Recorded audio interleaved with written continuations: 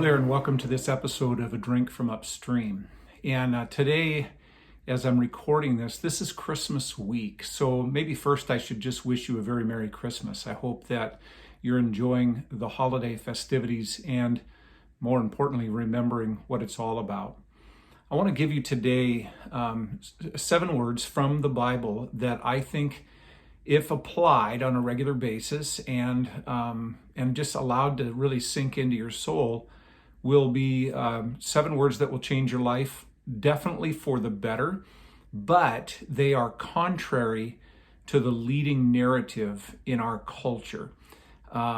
You've all been probably to a sporting event where one crowd is cheering for their team or their athlete of sorts, and they get some school spirit, right? And so they begin to shout or chant, "We're number one, we're number one."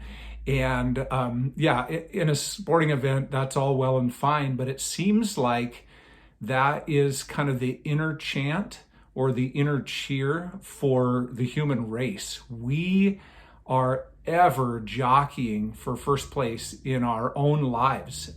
We call this narcissism, right? That we think we are the most important person or entity in the entire world. And some would argue, well, that's natural. It's natural. It's kind of a basic human instinct. And while that may be true, it's a basic human instinct, I'm not sure that's what it's supposed to be. I don't think that we're supposed to jockey for number one. I don't think we're supposed to be the people who are ever looking to make sure that we're the first and most prominent person in life. And so here are these 7 words. They come out of John's Gospel, and they're actually spoken by John the Baptist. So at a time when John the Baptist had quite a following, he had stirred the community that he went into and began to proclaim the coming of the Messiah, coming of the kingdom of God. And there were lots of people that were drawn to him.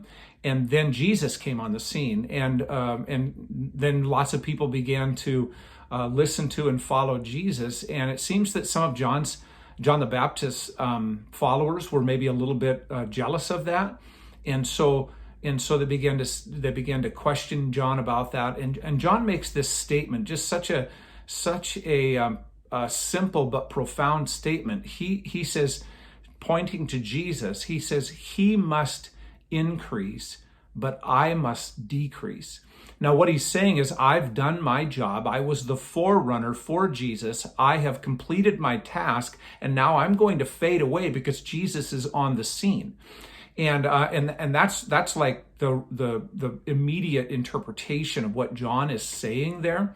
But I think by way of application, we could think about that with regard to, like, who's most prominent in our lives. Is it ourselves, or are we going to make somebody else more prominent? And so when John says he must increase and I must decrease, those are the 7 words that will, if internalized and if applied on a regular basis, will change our lives. We need Jesus to increase in our lives. And the truth is, we need to decrease. And I don't think that those are isolated, if you will, events. I think that those have to happen together, where Jesus increases while we decrease. And in fact, it doesn't seem that Jesus can increase all that much in our lives until we are also decreasing, where we're putting ourselves second. And at the same time, if we're not going to put Jesus first, then and allow him to increase in our lives, then our decreasing is just probably mostly an act of false humility, or maybe even humiliation. So him increasing and us decreasing, that's the key, friends. Those are life-changing things. And that's a sentiment I recognize that is kind of unthinkable to this world that's bent on making sure that we're number one. But for those whose deep desire is to honor God and to live for God, it's a really good strategy to endlessly say, He must increase, I must decrease. And if you're a follower of Jesus, you hopefully recognize that that's like one of your great honors, is to make much of Jesus in your life and in the lives of those around you. That we're not supposed to make much of ourselves, but to make much of Christ. And what a great honor that is, and certainly a privileged duty. And so on this Christmas week, I would pray for you to say, and for myself, may Jesus be more and more prominent in our lives, while our own prominence and wishes kind of fade